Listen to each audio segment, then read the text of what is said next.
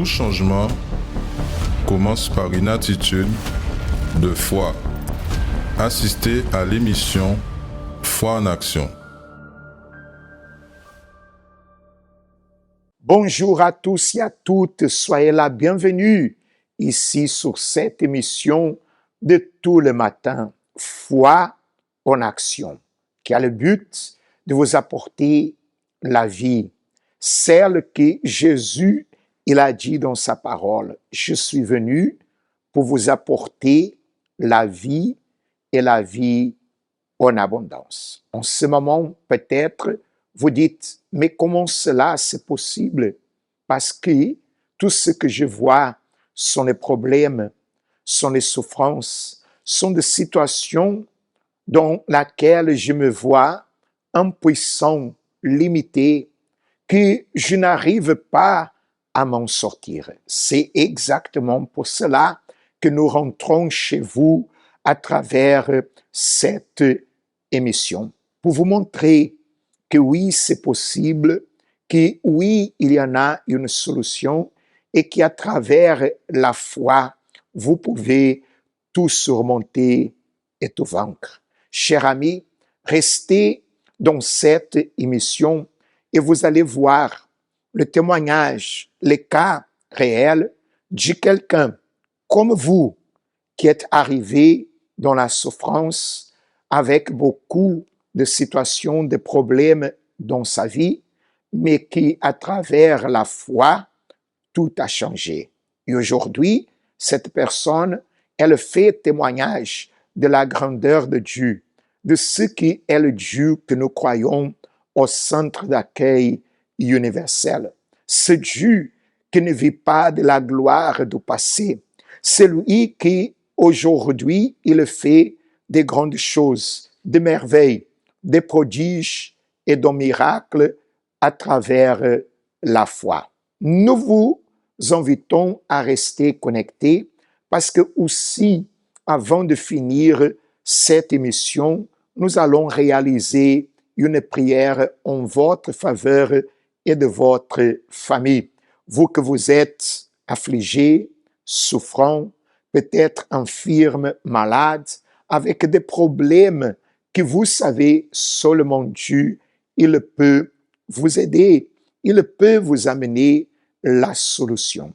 Restez avec nous parce que maintenant, nous allons regarder un spot qui parle de ce qui est la chaîne de prière du jour d'aujourd'hui, mardi, au centre d'accueil universel, qui bientôt, d'ici peu, ces portes seront déjà ouvertes pour vous accueillir. La maladie peut avoir plusieurs conséquences négatives dans la vie d'une personne, ayant un impact sur le physique, le moral, la vie sociale et sur le quotidien. Une personne malade voit sa vie être bouleversée sans rien pouvoir y faire. Le ventre avait doublé de volume, il était dur. À ce moment-là, les médecins qui ne voyaient que l'infection a priori, c'est là qu'ils ont vu qu'effectivement, il y avait un kyste. Et du coup, ce kyste-là poussait déjà tout sur le côté.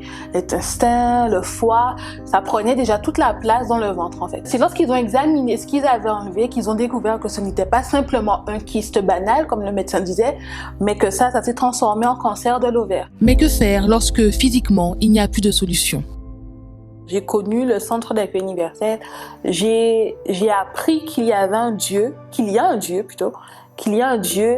pouvait me guérir. Donc on a agi notre foi, on a appris à prier, à lui demander de faire quelque chose. Et c'est vrai qu'au bout de la troisième chimiothérapie, lorsque les médecins ont fait les bilans sanguins, ils ont remarqué que le taux de la maladie diminuait. Et au bout de la troisième chimiothérapie, ils ont vraiment vu que le taux était passé en dessous, c'est-à-dire qu'à ce moment-là, il n'y avait plus de cancer. La parole de Dieu dit, la prière de la foi sauvera le malade et le Seigneur le relèvera. Apprenez à mettre votre foi en action en faveur de votre santé en participant à la réunion de la santé rétablie. Chaque mardi à 7h, 10h, 15h et spécialement à 19h au centre d'accueil universel des Abîmes, 6 Morne-Berguin, en face de la Brède. De retour avec vous, chers amis, ici sur cette émission Foi en action. Aujourd'hui, vous pouvez arriver au centre d'accueil le plus proche de chez vous et participez à des prières de guérison et de santé restaurée. Lorsque le Seigneur Jésus, il a dit dans sa parole que tout est possible à celui qui croit. Et peut-être vous êtes infirme, malade, ou vous en avez quelqu'un de votre foyer qui souffre avec les infirmités, le problème de santé. Quelqu'un qui peut-être du côté humain, physique, vous avez déjà tout fait, vous avez déjà fait ce qu'il fallait faire, mais vous n'avez pas trouvé la solution. Alors, aujourd'hui sera le jour dans le centre d'accueil universel pour ceux qui sont infirmes, lorsque nous allons agir notre foi pour que Dieu il vienne à vous guérir. Oui, vous êtes malade, vous avez un problème chronique, même incurable, vous avez une maladie qui vous fait traîner, qui vous fait souffrir depuis un bon moment. Vous avez frappé déjà dans plusieurs portes, allé dans plusieurs endroits. Alors venez, donnez à vous-même l'opportunité d'être guéri, d'être libre de cette souffrance, de cette infirmité. Ici, en Martinique, à Fort-de-France, 42 rue Garnier-Pagès, au centre-ville, bien proche, tout près du supermarché Leader Price. Et vous êtes notre invité à participer. Également, en Guadeloupe, dans notre siège, aux Abîmes, mais aussi dans toutes nos branches, Pointe-à-Pitre, Baïf, Saint-François. Dans notre siège, l'adresse 6 Morne-Vergin, en face de la Brède, sous la route des Abîmes. Si vous habitez en Guyane française, aussi nous avons à Cayenne notre centre d'accueil universel là-bas et vous êtes notre invité. Ne acceptez pas de continuer à souffrir. Ne acceptez pas de porter sur vous une infirmité, une maladie, parce que Jésus, il s'est déjà chargé de tout cela. C'est écrit que par ses maîtressures, nous sommes guéris. Alors venez recevoir votre guérison. Venez recevoir le pouvoir de Dieu qui vous guérit, qui vous délivre, qui vous bénit, qui change votre vie et votre situation. Venez parce qu'il dit qu'il y a une solution pour vous et vous allez le voir maintenant. Vous savez comment? Par le témoignage, par ce que cette personne, elle va raconter. Elle va montrer comment était sa vie arrivant au centre d'accueil universel et comment c'est sa vie aujourd'hui. Parce que tout a changé. Et peut-être vous êtes cette personne que vous en avez besoin de ce changement. Je vous invite, regardez ce témoignage et venez aujourd'hui, mardi, pour la santé restaurée et la guérison. Venez parce qu'il y en a une solution. Regardez attentivement ce témoignage et nous reviendrons avec encore une invitation très spéciale. Avant d'arriver au centre d'accueil, j'étais très malade. J'ai eu un problème de santé. J'ai mon cœur qui palpitait beaucoup. J'ai eu aussi très très mal à la tête. J'étais aussi très fatiguée sans rien faire. J'avais peur de rester toute seule à la maison. J'avais peur de tout. J'avais peur de faire ma douche. J'avais peur de dormir. Dans ma tête, je pensais comme ça, si je dormais, je vais mourir. Et j'avais peur de mourir, en fait. Et à cause de tout ça, j'ai commencé à avoir les paniques. J'étais en crise de panique, en fait. Et du coup, j'ai allé au médecin, je suis allée au médecin plusieurs fois parce que j'avais aussi mon pression, elle était tellement très basse que je sentais même pas mon corps, pas trop, je sentais même pas trop mon corps. Après, je suis arrivée dans un état qui, quand je vais dans un magasin, si je portais mais pas des choses dans mon sac pour voler, je me sentais pas bien. Jusqu'au moment que je vole, là, je me sens bien. J'étais aussi une femme très nerveuse et aussi très, très difficile à la maison avec ma famille, mon mari, mon fils. Et j'ai commencé à regarder la télé pendant la nuit et j'ai vu les témoignages des gens qui avaient aussi le même problème que moi j'avais.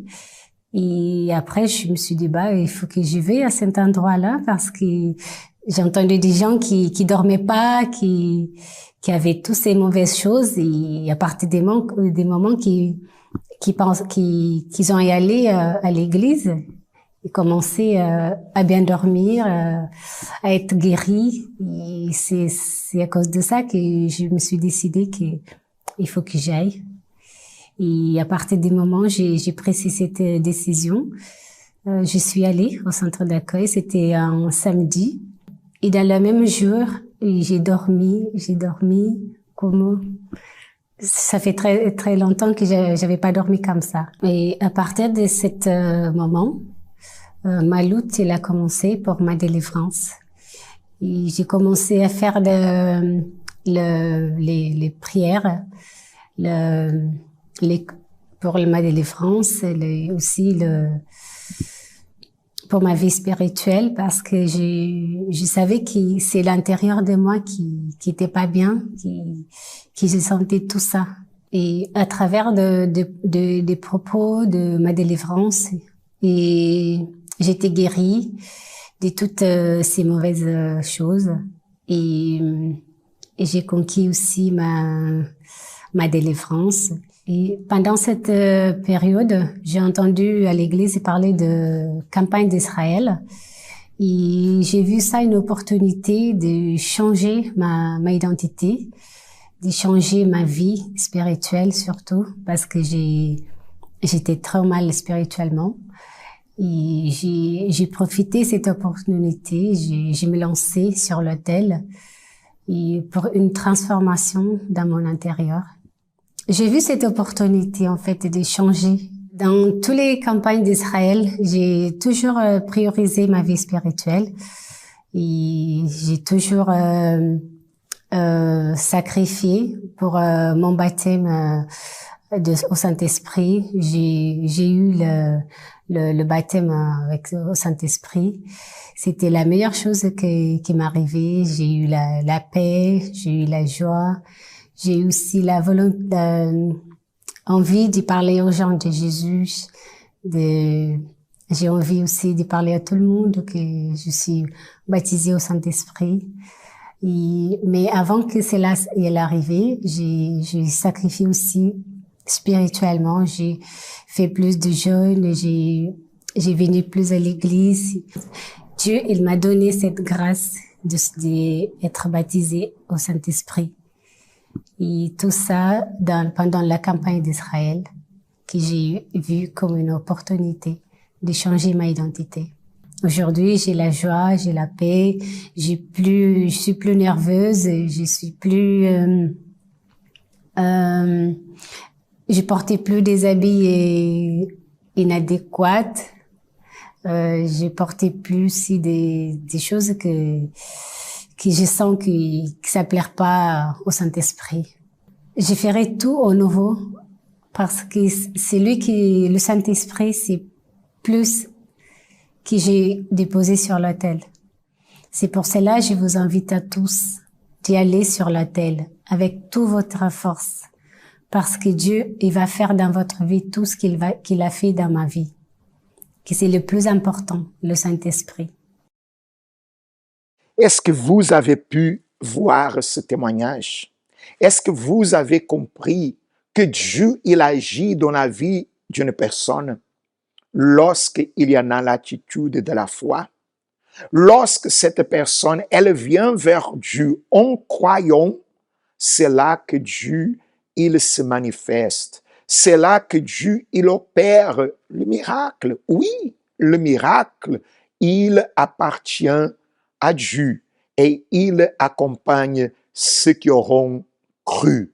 Alors ne restez pas là en attendant, ne jetez pas l'éponge, ne laissez pas que quelque chose ou quelqu'un vienne à vous arrêter de croire et d'y agir votre foi. Ce témoignage, c'est l'exemple que vous aussi, vous pouvez changer votre vie. Ici, je vous ai déjà parlé de ce que c'est la journée d'aujourd'hui, mardi. Je veux vous parler de ce qui aura lieu ce dimanche dans tout le centre d'accueil éparpillé ici dans le Dôme.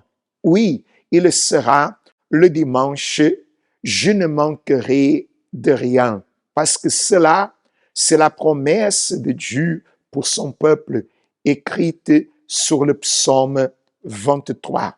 L'Éternel est mon berger, je ne manquerai de rien. Qu'est-ce qu'on manque dans votre vie en ce moment? Qu'est-ce qui vous manquez? Santé, famille unie, prospérité, travail, paix, joie. Qu'est-ce qui en manque dans votre vie? Il a dit, je ne manquerai de rien. Alors, venez ce dimanche avec votre famille pour participer dans une réunion toute spéciale, dans une rencontre de foi, dans une rencontre où les familles ensemble clament, invoquent l'Éternel. Et ce dimanche, nous aurons ce propos très spécial. Parce que s'il manque quelque chose dans votre vie, c'est Dieu le seul qui peut vous accorder, qui peut vous donner. Et nous y serons avec vous dans ce propos. Nous y serons avec vous dans cette foi. Je vous lance le défi. Vous que peut-être vous êtes tombé sur cette émission ou vous avez l'habitude de l'accompagner, vous que vous êtes peut-être déjà du centre d'accueil universel ou vous que vous n'avez jamais mis votre pied. Mais venez, parce que c'est la parole de Dieu. Psaume 23, il doit s'accomplir dans votre vie. Ce dimanche, le 23 octobre, à 7 heures du matin et à 9h30, ici en Martinique, Fort-de-France, 42, rue Garnier-Pagé, auprès du supermarché Leader Price, ici au centre-ville de Fort-de-France. Vous êtes notre invité à participer. Nous allons regarder un spot qui parle exactement de ce dimanche. Nous reviendrons avec la prière pour après terminer cette émission. Qu'est-ce que le bonheur pour vous? Le bonheur est un état d'esprit qui demeure en nous à tout moment. Nous ressentons cette joie lorsque nous réussissons quelque chose, lorsque nous avons une bonne nouvelle, et même pendant les moments difficiles, ce bonheur est toujours présent.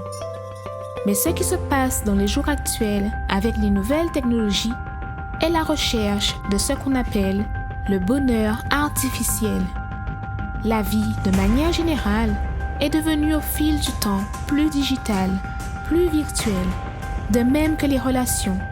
Les personnes sont de plus en plus distantes l'une de l'autre. Pourtant, Dieu a créé l'être humain, a uni les personnes, mais elles s'éloignent entre elles et ignorent même l'existence de leur Créateur. Ainsi, elles ne peuvent profiter du bonheur que lui seul peut donner. Tu me fais connaître le sentier de la vie. Il y a d'abondantes joies dans ta présence, un bonheur éternel à ta droite. Venez chercher ce bonheur véritable pour vous et votre famille tous les dimanches à 7h ou 9h30 dans notre siège au Centre d'accueil universel des Abîmes, 6 Morne-Verguin face à la Brède, ou dans le Centre d'accueil universel d'Hommes le plus proche de chez vous. Un moment Lassa, participez à une prière spéciale. c'est bon moment pour parler avec bon Dieu, d'avoir, c'est lui tout seul, il peut aider. Nous caille semble fois en nous basote. Seigneur notre Dieu et notre Père, c'est par le nom tout-puissant de Jésus-Christ que nous te demandons, Seigneur, d'agir dans la vie de cette personne qui participe avec nous. Oui, elle participe avec beaucoup de souffrances, de problèmes, de difficultés, avec des situations qu'elle se voit, Seigneur, incapable, impuissante, limitée pour résoudre. Elle se voit infirme, opprimée, déprimée. Elle se voit, Seigneur, là, la maison, son travail. Elle se voit là, Seigneur, affaiblie, découragée. Elle se voit, Seigneur, sans force, Seigneur, pour lutter et pour vaincre. Mais au nom du Seigneur Jésus-Christ, nous te demandons en cet instant, mon Dieu, viens, Seigneur, le visiter avec ton pouvoir et, mon Dieu, guérir, délivrer, changer, transformer la vie de cette personne. Aussi, nous prions pour sa famille, pour ses êtres chers. Oui, Seigneur, peut-être il n'y a pas de paix, de joie, d'harmonie, d'union au sein du foyer, mais que le Seigneur fasse ton œuvre, Seigneur, pour sauver sa famille, son couple, ses enfants, pour, Seigneur, amener, Seigneur, la bénédiction dans la vie de toutes ces personnes. Éternel, par le nom de Jésus-Christ, nous étendons nos mains envers ces personnes et nous déterminons qu'elles soient bénies, qu'elles reçoivent maintenant ton pouvoir, ta puissance, ta bénédiction dans leur vie. Nous déterminons qu'au cet instant, elles reçoivent la force, la vigueur pour, Seigneur, se relever et, Seigneur, arriver au centre d'accueil le plus proche. Au nom du Père, du Fils et du Saint-Esprit, au nom de Jésus, soyez bénis là où vous êtes. Grâce à Dieu, cher ami. Soyez bénis au nom du Seigneur Jésus-Christ. Recevez la bénédiction de Dieu. Nous terminons notre participation avec une vidéo très, très importante et spéciale. Regardez-le et à une prochaine fois. Que Dieu vous bénisse.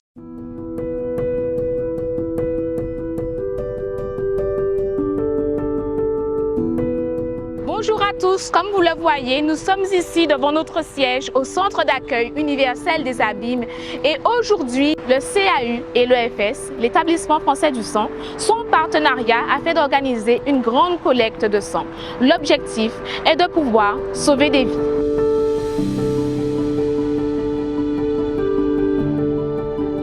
Madame, bonjour. Bonjour. Dites-moi, quelle est votre fonction au sein de l'EFS? Alors moi, je suis responsable des prélèvements. Qu'est-ce que vous pouvez nous dire par rapport à la situation en Guadeloupe, le besoin en sang en fait dans les hôpitaux, dans les cliniques? Alors la situation déjà, une chose qui est absolument regrettable, c'est qu'on ne prélève pas assez en Guadeloupe. On n'a pas assez. On a des donneurs dans les fichiers, mais les donneurs ne viennent pas suffisamment régulièrement. Les donneurs viennent plutôt occasionnellement et on prélève vraiment pas suffisamment pour soigner nos malades de Guadeloupe. C'est regrettable à deux points de vue, déjà parce que ça serait quand même bien de pouvoir être autonome. Et l'autre chose, c'est qu'il y a des particularités qu'on appelle phénotypiques sur les globules rouges des Afro-Antillais qui sont très différentes des particularités qu'on va trouver sur les globules rouges des métropolitains, des Caucasiens.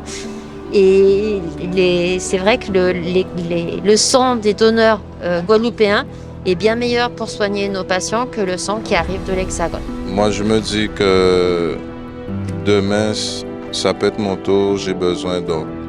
Je donne à ceux qui souffrent, ceux qui en ont besoin, ceux qui sont malades en fait. Les vies qui en ont besoin. Donc, on met qu'à laver l'autre comme on dit, quoi. Je suis donneur universel et puis il faut sauver les vies. Alors, c'est pourquoi je me suis déplacée. D'autant plus dans notre milieu de travail professionnel, c'est très important pour pouvoir aider les autres. Je conseille les gens à venir donner leur sang pour pouvoir aider leurs prochains. C'est une action que c'est pouvoir aider des personnes que peut-être je ne connais pas et qui auront besoin. C'est un geste que parfois les personnes, elles pensent seulement quand eux, ils ont besoin ou quelqu'un de leur famille a besoin. Mais quand ça ne nous touche pas, on se dit, voilà, ça ne me regarde pas. Sauf que il faut à chaque jour penser qu'il y a quelqu'un, à ce moment même que je donne, qui a besoin de ce sang. Et si ce peu de minutes que je donne peut sauver des vies, qu'est-ce que ça me coûte? C'est gratuit.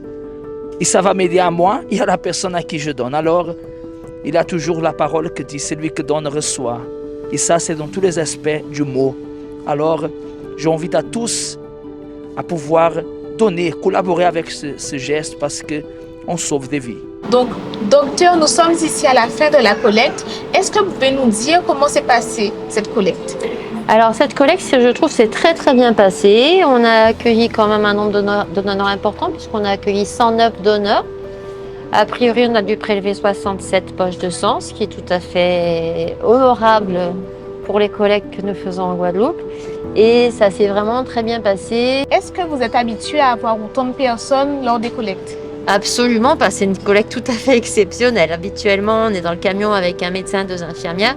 Là, on a déployé un gros dispositif avec 3 médecins, 4 infirmières, 2 agents d'accueil. Habituellement, on n'a qu'un agent d'accueil et puis 2 personnes à la collation. Ça nous permet en plus, s'il nous manque des choses, d'aller faire des ravitaillements. Donc, je remercie encore toute l'organisation qui nous a vraiment aidés de façon importante. Donc, le jour où on a un proche qui a besoin, on se rend compte à quel point c'est important. Mais il faudrait s'en rendre compte avant, se dire que tous autant qu'on est, si on n'a pas déjà été confronté à la transfusion, on le saura forcément un jour dans notre vie, que ce soit pour un parent, un proche, un ami, même un collègue de travail. Et là, on se rend compte que c'est important. Eh bien, il faut donner avant. Et puis, il faut donner régulièrement parce que vraiment, c'est dommage de faire venir des poches de l'Hexagone qui ne sont pas forcément les bonnes poches pour nos malades.